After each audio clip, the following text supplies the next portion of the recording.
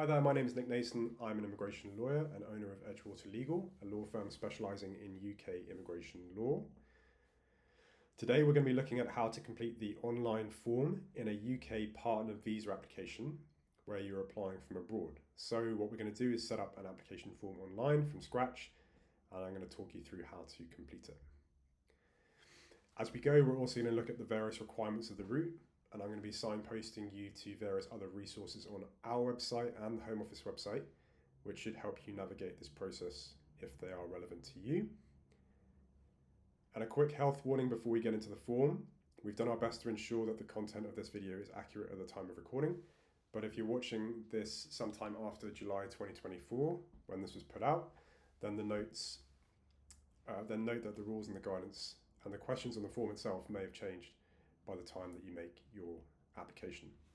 And lots of things are changing in UK immigration at the moment, so please check our how to apply for a partner visa blog post on our website for any updates to the content discussed, and which has links to all of the guidance and rules mentioned in the video, and I'll show you where this is shortly. So first things first, how do we find the form?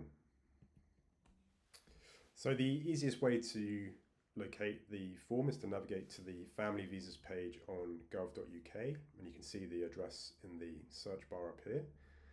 And this page contains a high-level outline of the eligibility requirements, and then also gives you the option to actually complete the application form itself.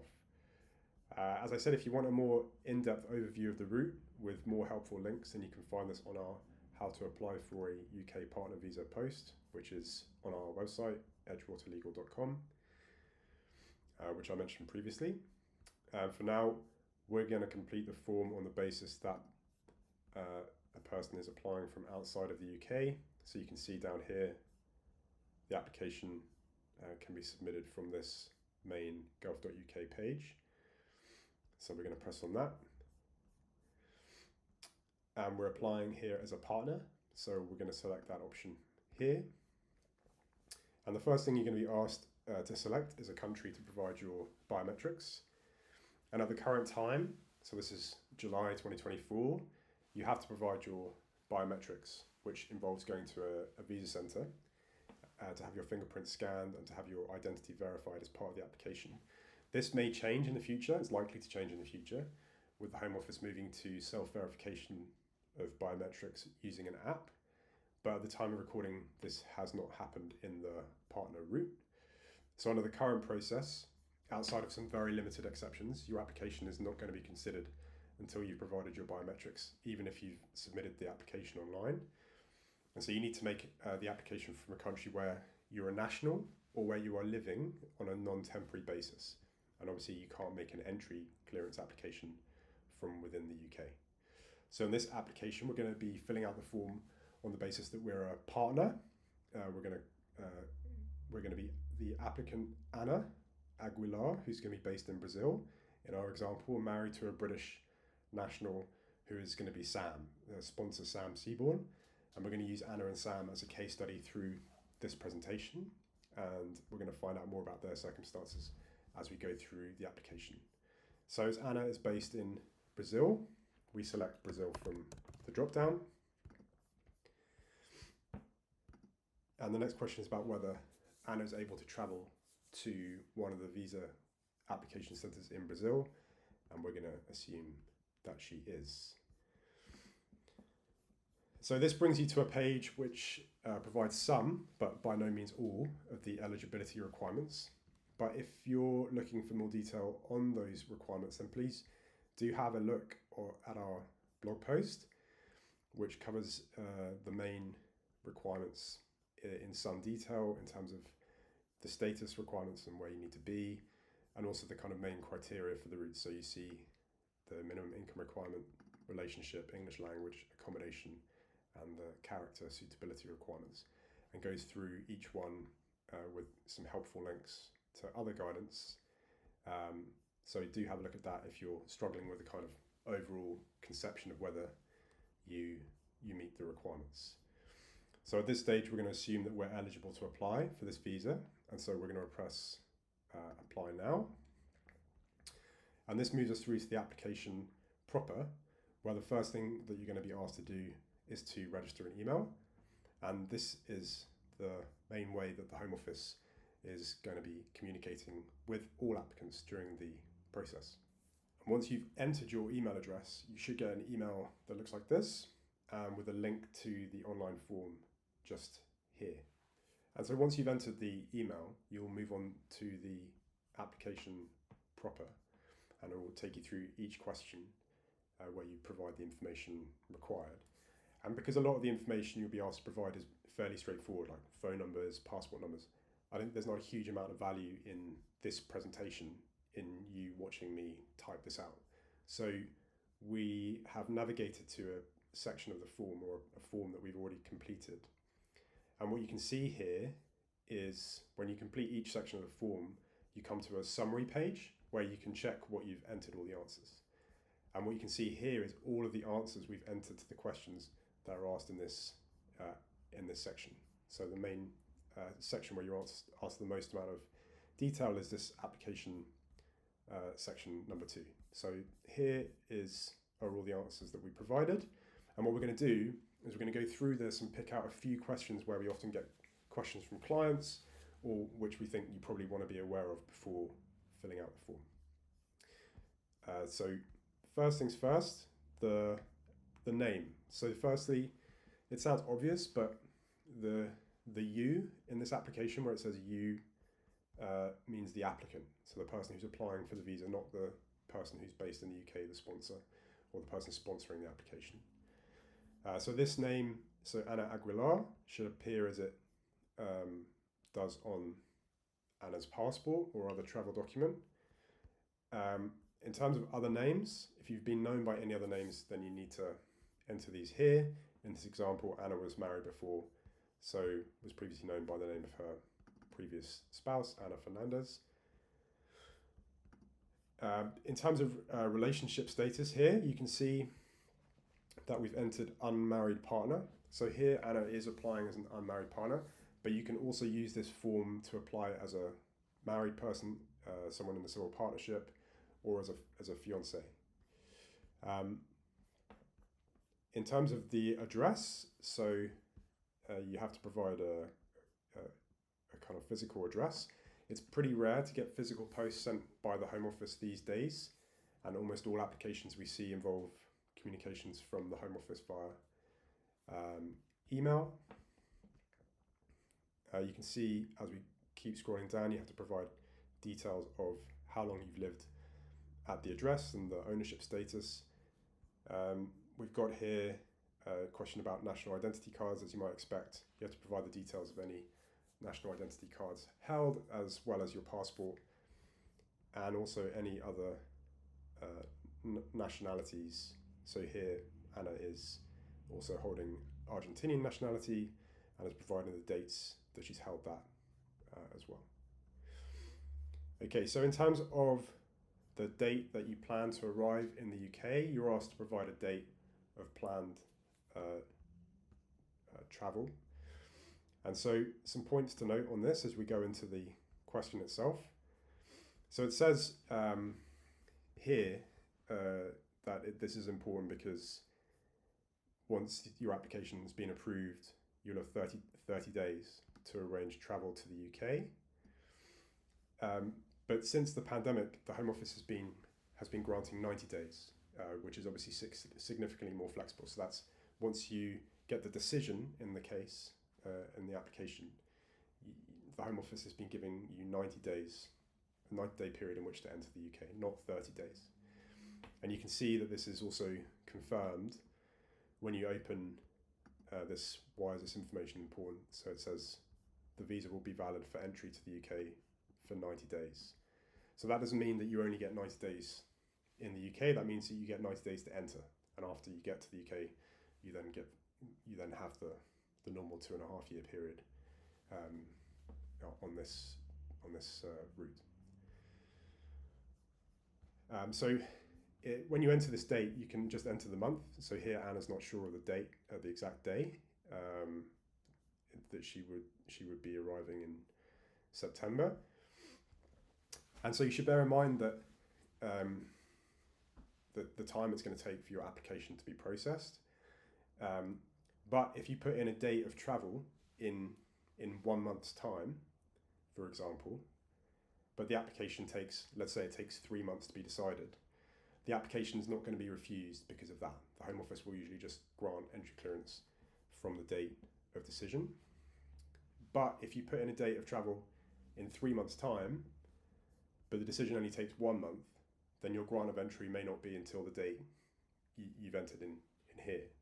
So this is based on kind of current practice that we see and may change, but that's what we see at the moment. So let's say it's the 8th of July today, and let's say if Anna says that she's hoping to travel on the 1st of September 2024, but the application takes a couple of months, so it's not decided until kind of the 8th of September. The fact that this date says the 1st, it's not gonna mean the application is going to be refused. But if Anna puts, let's say, the 1st of October 2024, and the application is decided on the 1st of September, then it will mean that the grant of entry will be delayed until this date. So for our purposes, we're going to put September 2024 and move on. So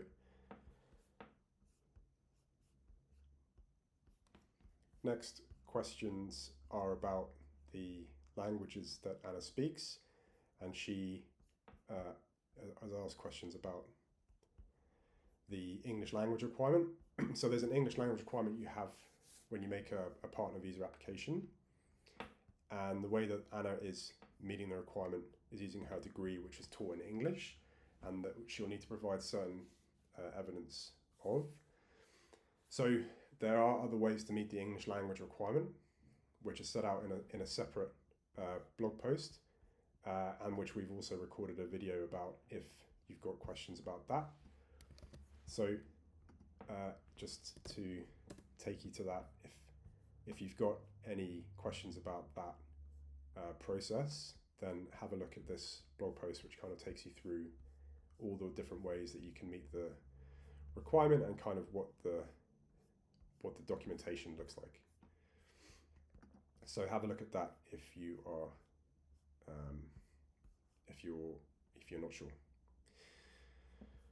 Okay, next question is about whether you have whether Anna has any dependent children.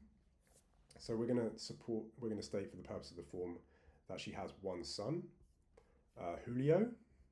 So just looking into the question, the form makes the important point that adding the child's details here, it won't add them as dependents on the visa application, and they'll need to make their own separate visa applications if they need to.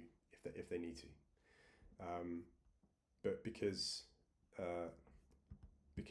Julio is British, he doesn't need a separate permission to enter, so that's not an issue for us, because he has a right as a British citizen to live in the UK without being added as a dependent to Anna's application.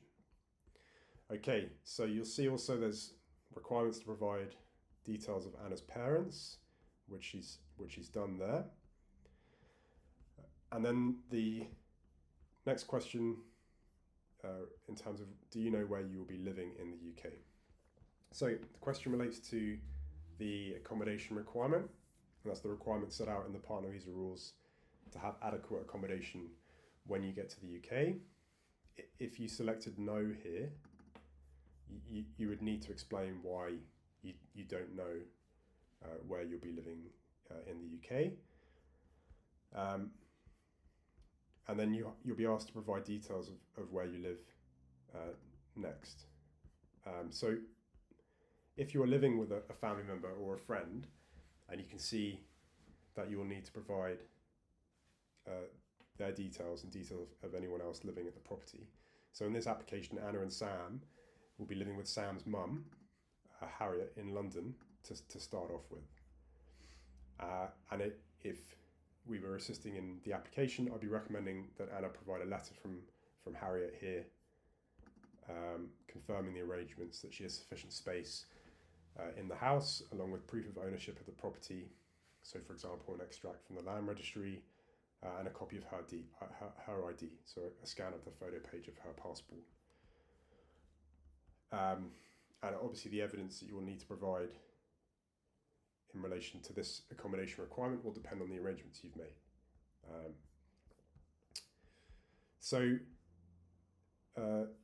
The next question is, will you be living anywhere else in the UK? And as we don't know if and when we'll be moving on from Harriet, from Sam's parents at this stage, we're going to select no. But if you do enter yes, then you will be invited to provide those other details. Okay, travel history. So this is one of the most painful parts of the application for many people, where it essentially asks you to provide travel history for your comings and goings from the UK, from certain other countries, and the world in general in the last 10 years. So first of all, you're asked to provide details of how many times you've been to the UK in the last 10 years. And if you're not sure, the guidance within the question confirms that you can provide an estimate.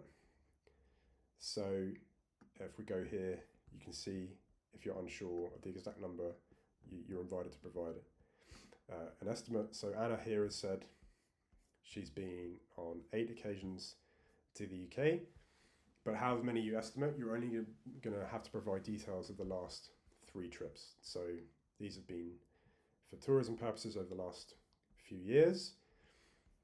And if you do enter that you've been to the UK before, you'll get 5 additional questions, which are about whether you've received medical treatment, whether you've made any previous applications for leave to remain in the UK, whether you've got a national insurance number, whether you've got a driving license, and whether you've ever accessed public funds. So if you answer to the UK, if you're not seeing that on your application, it's probably because you haven't visited the UK, or you're saying that you haven't visited the UK before. And you can see here that in relation to receiving previous medical treatment, so Anna went to the doctors on a trip in July 2022, and she has to provide details of that, the form request details of that. So the next set of questions is for travel to a certain list of countries: Australia, Canada, New Zealand, USA, Switzerland, and the European Economic Area. So the Home Office treats travel to these countries within a different kind of subset. So again, you have to answer firstly with an estimate of how many times that you've been to those countries. So Anna here has said 6 or more times. And then you have to provide details for the last 2 trips. So not too bad in terms of having to provide a lot of data. The real tough question that a lot of people struggle with after that is where you have to list all of the countries that you've been to in the last 10 years that don't include the UK, Australia, Canada, New Zealand, USA, Switzerland, or the European Economic Area going back 10 years. So you can see here for illustrative purposes, we've come up with 4 trips that Anna's made, that she's entered, but essentially there's no cap on this. You have to provide all of the trips. There is a maximum that you can put into the form, and we've entered 4 here, but you can keep adding them until the form essentially maxes out, which is, I think, is either 20, 25 or 30. And if you get to the maximum on the form, you would need to add the extra trips that you can't declare on the form to a covering letter. So for lots of people, that is quite painful. So once you're done with the travel section, you get to what we would generally kind of refer to as the good character or suitability section, and which deals with circumstances which might provide general grounds of refusal of your visa. So as with all the questions, but these in particular, it's super important to answer these accurately. We provide links to the Home Office guidance on what they call suitability in our main guide. So if you scroll down to the good character suitability section, you can see the various links to the guidance that you're going to need to have a look at. And if you believe you are, or you may be under an obligation to answer yes to any of these character questions, it may be worth thinking about getting legal advice to see how these may affect your application, or how they might affect the preparation of your application. So firstly, on the form, asks you to provide details of any immigration problems or issues you've had previously in the UK or in any other country, and it gives a list of what it means by that here. And you can see that you have to provide details of what happened and when. We've got an example here that Anna's given. An application for a visa was refused in June 2022. And in the explanation of what happened, you can see here that because we haven't got a huge amount of space, that we're referring to a covering letter rather than trying to cram an explanation, which may be complicated and may be straightforward. But rather than trying to cram an explanation into 500 characters, which is all you get to explain what happened, we're referring to a covering letter. So it says see covering letter for further details. Okay, secondly, the form asks about breaching UK immigration law. We've said no to that, but again, if you have breached immigration law, then you will have to provide details of exactly what happened. And then next, applicants are asked to provide details of any convictions or other penalties in the UK or any other country. So again, if you need to know what is disclosable, then have a look at the links that we previously just had a look at.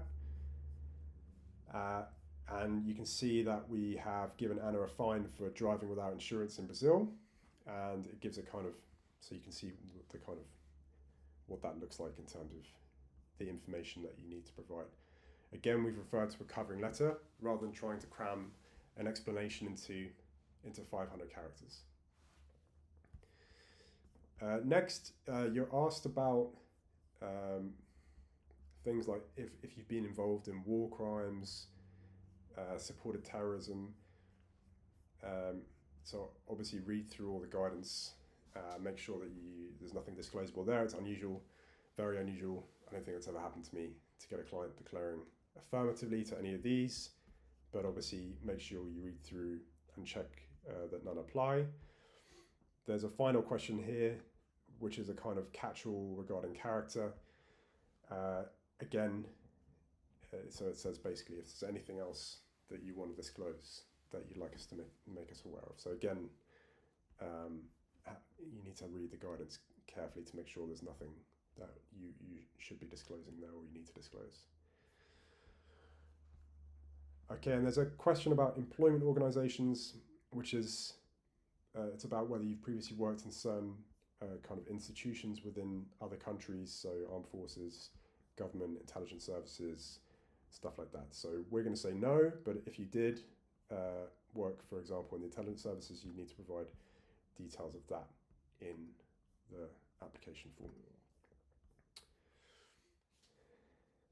Okay, so now we're done with the good character section and moving on to details of the sponsor. You can see that we have to provide Sam's name and date of birth and nationality. And then the question, do they currently live with you? So in our example, Anna and Sam are living together. But if you tick no to this question, you can see that you'll be asked to provide the address, which we're just going to put in to be confirmed for the purposes of just this presentation. And then you'll be asked to explain in the next question why you don't live with your partner. And this would be the case, for example, if the British sponsor was in the UK and the applicant was living outside the UK. And the most common answer to this question, in my experience, the clients provide is because of the UK immigration rules and which people can get quite frustrated about. But try to avoid the temptation to be, I guess, sarcastic in your application or vent your frustrations. I would usually refer to a covering letter where I explain the relationship in more of like a narrative style. So you just write, see covering letter. And if you, and I think that that's a kind of, rather than again trying to squeeze in an explanation into 500 characters, you would just refer to the covering letter and put it there. And if you've ever lived with your partner outside the UK, you would be asked to provide details there. So for now, we're gonna say that Anna and Sam are living together in Brazil, and they live together, and that they've been living together since July 2022. As Anna and Sam are applying as unmarried partners, this is a kind of important question. And in January 2024, the rules were changed, which relaxed the 2-year kind of cohabitation rule, like a strict cohabitation rule, which for unmarried partners, with applicants now needing to show instead that they've been in a relationship similar to marriage or a civil partnership for at least kind of 2 years. Not necessarily that they've been living together for that period. And so what I'd say is, whilst this allows for a much more flexibility in unmarried partner applications in terms of how you can meet the definition, it's likely that you'd still need to explain why you live apart. So is it work or study or religious reasons or the immigration rules, for example, and provide strong evidence of ongoing contact during the 2-year period. And if you have lived together for that 2-year period, evidence of this is still likely to be amongst the strongest you can provide of your relationship. So next question is whether you've married or in a civil partnership with another person. Usually this is no. And then if you've previously been in a marriage or civil partnership, you'll need to provide details of that previous marriage. So the rest of the questions about the sponsor are relatively straightforward, so I'm not going to go through those. Obviously you'll be able to look at those as you fill out the forms yourself. But there is a question. The next question is whether you and Sam, you and the sponsor, have any shared financial responsibilities. And I'd usually add this information in a covering letter, as financial responsibilities is often considered in the context of the genuineness of a relationship. And by that I mean, like, if you've got evidence that you've got a joint bank account, then that's strong evidence of a genuine relationship. If you've got, if you share bills, that's strong evidence of a genuine relationship. And it's not always straightforward to explain, again, in the limited space available. So that's why we suggest putting it into a covering letter. The question, where do you intend to live in the UK? So oddly, the form comes back to the accommodation requirement, kind of having already touched on this above. And it requires you to provide details of the accommodation. So this is, again, this is Sam's mum's place. So it asks about the number of rooms in the property and who else lives there. So you have to provide the names and the date of birth and the nationality and the passport numbers of the other people, the other residents at the property. And that's the kind of end of the section for the main kind of application questions that you're going to get.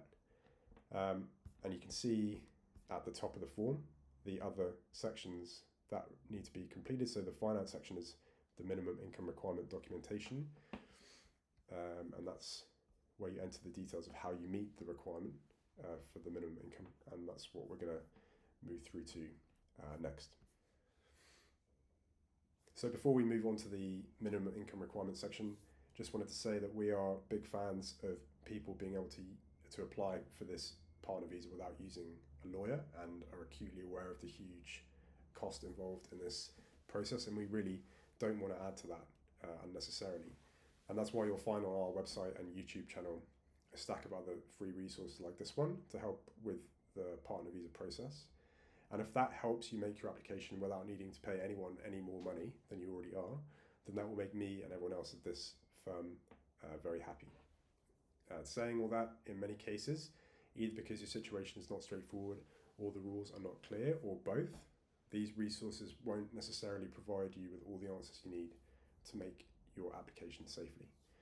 So alternatively, given the stress of the process, you might feel you need some kind of additional reassurance before submission to make sure that everything is as it should be.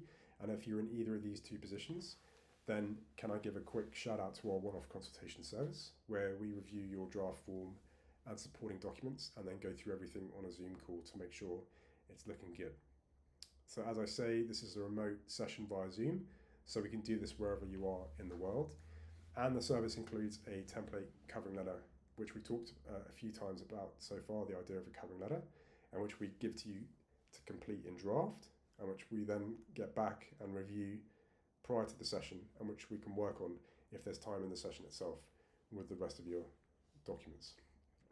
So the best way of getting in touch with us to arrange this is by typing one-off consultation into Google and selecting Edgewater Legal from the listings, and you could then message us via the website to discuss your needs. Okay, on to the next section. We're now going to go through the questions designed to assess whether you meet the minimum income requirement. So as with last time, we've completed this section already. So what we've got here is like the summary of the answers that we already provided, and we're going to go through the questions that clients most commonly struggle with. So we're going to start with a question about whether the sponsor receives any government benefits, and I'm ticking no here. But if the sponsor is in receipt of, or if one of these benefits, then the way the Home Office kind of assess your application is different to them. It's not the standard minimum income requirement. So again, have a look at our blog post to kind of give you a primer on that, if that's relevant in your case. The next question is whether Sam, the sponsor, is currently sponsoring any additional children, and it asks you to list any additional children who need to be sponsored. So as the question states, this does not include British nationals. British nationals don't need to be sponsored as a dependent. And as Julio, the Anna and Sam's child, is a British citizen, I'm going to answer no here. But you can see that you're asked to confirm how many additional children you will be sponsoring, if you are. So the next question is, can you meet the financial requirements? So you should be answering yes here if you can meet the requirement. And again, if you need further information on the financial requirement level in your case, then take a look at our main guide, which gives you a primer on that. Okay, then it asks which types of income you'll be relying on to meet the financial requirement. And you'll be then invited to provide details of exactly how you're going to, what sources of income you're going to be using to rely on that. So this can sometimes be really quite complex, and there is a huge variety of ways that individuals can meet the requirements, and that's kind of beyond the scope of the presentation, which is mainly just to run through the form so you can get a feel for the questions you're going to be asked. What I'd say though is that although there's some guidance in the question, in this question itself, in the form itself, about what you can rely upon, it's not massively detailed. And again, if you're unsure whether you meet the requirements, this is our blog post is a really good starting point for that. So do have a look at that, and it's got guidance linked in here. So for example, that the guidance that the Home Office provides to caseworkers, which goes through this in much more detail, is I think it's over 100 pages long now. So this is really kind of not enough in terms of this information here. So don't just rely on that. In this application, in our example, Anna's going to be relying on Sam's job at the British consulate, which pays £25,000, and combined with their cash savings of £35,000, which have been held for six months or more in a joint account to get them over the minimum income line, which for them at this point in time, speaking in July 2024, is £29,000. Anna's also relying on Sam's offer of a job starting within 3 months of return to the UK at the British Council, which is paying in excess of £29,000 when he gets back to the UK. So just to reiterate again, that calculating how a person meets the minimum income requirement is usually kind of by some stretch the most technical and complex part of any application. And so we're just using this example here for the purposes of demonstrating how to complete the form. So you can see here that the form requests the further information about the employment and about the cash savings, both the current and the prospective employment for Sam when he gets back to the UK. You can see that he has to provide his current job title and the address of his employer, the phone number and the email address where someone can be contacted to verify the information, and also the cash savings details, the account number and the level which is relied upon, and then also the details of the future employment on return need to be provided. So all of this information obviously will need to tally up with the information in the supporting documents that are being provided, and that brings us basically to the final question in the form, which is additional information about the application, which is, I would recommend almost in every application, referring to a covering letter where you can provide further details in respect of the evidence you're providing, relationship background, stuff like that. So the next section, section 4, is the document checklist. So in addition to filling the online form, you also need to provide the supporting documents listed here, and as I'm going to explain, not just these documents, there'll be other documents you need to provide which aren't listed here, as I'll explain. And in most cases, this involves uploading them via a separate portal after you've paid for the application, and you'll be directed about how you do this when you get to this further actions tab up here, which is when you've gone and paid for the application. So once you get there, that will tell you what you need to do next in terms of uploading the documents and getting those over to the Home Office for consideration. So this document checklist, it changes depending on the answers that you have provided in the application in sections 2 and section 3. Unfortunately, it can be incomplete and or inaccurate. Sometimes in a small way, and sometimes in quite a significant way. And it doesn't list all the documents that are going to be necessary in the application, as we're going to see. So you can see here in this application, Anna is relying on Sam's salaried employment in Brazil with an employer he's been with for over 6 months, in combination with cash savings to prove the employment. She'll need to provide the following documents relating to his employment, which are 6 months pay slips, 6 bank statements showing receipt of the income, and a letter from the employer confirming details of the employment as a minimum. But as you can see from this list, whilst it mentions bank statements for the cash savings, it doesn't, and it also confirms the details of the proof of the job offer.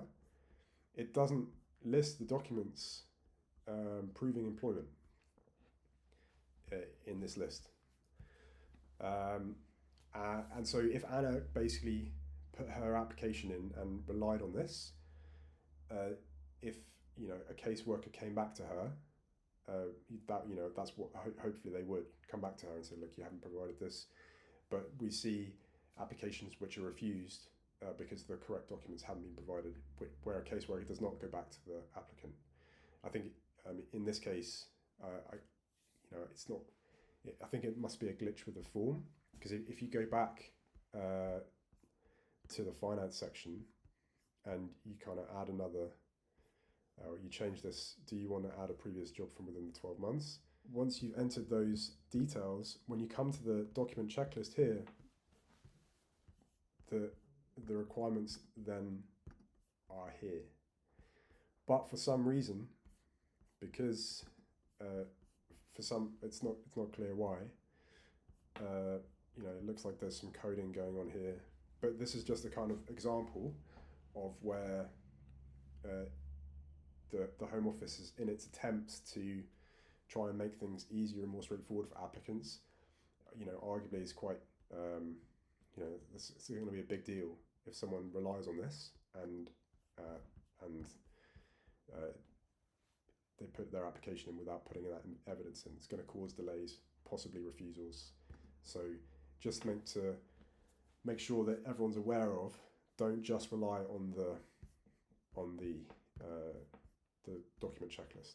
So other errors in the list, just to kind of make that point, the document checklist asks for proof that Anna and Sam are unmarried partners, and then explains that Anna should provide official documents showing that they've been living at the same address. The documents must cover the whole of the past 2 years. So again, that's not the only way that you can prove that you're unmarried partners. Like, you don't have to have been living together for a 2-year period since the change in the requirements in January 2024, as previously explained. And if you want further information about how to kind of meet the genuine and subsisting relationship requirement, we've provided quite a detailed outline of that on our website, which you can see here. It's one of our most popular posts. So have a look at that for further information that you can provide. In addition, on this list, going back to it, there's no requirement in the list that Anna needs to provide evidence of meeting the accommodation requirement. So in her situation, so again, we're staying with Sam's mum in Fulham, with mum-in-law Harriet. I'd be usually advising her, Anna, to provide a letter from Harriet, providing consent to the proposed arrangement and confirming there's sufficient space in the property, and providing alongside this a copy of Harriet's ID document and proof of ownership of the property. So those three quite big, significant kind of the points which are not addressed at all in the documents list. So that's just a kind of a reminder that when you're making these applications, don't rely just on this. Okay, and the other thing to bear in mind is that if you try and progress the application, you have to tick all these boxes. So if there's something that you don't have, so if you're in a position that you have to tick a box of a document you can't provide, then this is definitely something that you should, you want to be explaining that in a covering letter. So we're going to tick all the boxes, then we'll be able to move on. And so just a quick reminder before we move on to the final part of the application process, that we do offer a document review service, and within that service we include like a template accommodation letter, template employment confirmation letter, and a template covering letter that we shared earlier. And the idea is that clients take a first run of these documents prior to the review, and then we provide our feedback on these and the form and any other supporting documents during the session itself. Again, if you're interested in this, please do send us a message via our website. This session involves me personally reviewing your application, and we have a lot of clients who sign up for it and who find it quite useful. So once you've confirmed the documents you'll be providing, you'll be taken through to a declaration section, which you have to accept to move forward with the application. So I'm going to be accepting this as Anna. Moving on here, it asks you to confirm your acceptance of these various conditions. And then the final page you're going to get to before the application is locked is the Immigration Health Surcharge payment page. So don't press this button unless you're happy with all the answers you've provided so far, and that you wish to actually go on and make the application. Because if you do, then it will lock basically all your answers, and the only way of redoing it will be you have to redo the whole application, which is very annoying. But once you're ready and you press this button, it will take you to a payment page to pay what works out to be, as you're applying from abroad, around £3,200 for the IHS, the Immigration Health Surcharge, as it currently stands, which includes the additional exchange rate fees that are added. And once you've paid this, you'll be taken back to the application to pay the application fee itself, and which is likely to be around £2,000 once the exchange rate fees are factored in. So there's further information about the costs of the partner visa and why it costs a little bit more than the already extortionate fees that the Home Office state on their website, and that's kind of dealt with in this blog post here. So just have a look at that. That's on our website if you've got any questions about it. Once these two fees are paid, it will take you through to this further actions page, and here you'll be directed to the biometrics appointment booking portal, which you're required to attend in person, and you'll be able to download a final copy of your application at that stage. Prior to that, you can download an incomplete copy of the application from up here, so you can download PDF, and that will save whatever you've done so far on the application onto your local drive. So I really hope this presentation has been helpful. A reminder that you'll find on our website and YouTube channel a stack of other free resources to help you with your partner visa application process, and also citizenship for later on down the track if you need assistance with that. And for the final time, if you like your application reviewed prior to submission, then check out our one-off consultation service, which you can find by typing one-off consultation into Google. But either way, please don't forget to like, subscribe, and comment sections below if you found this helpful.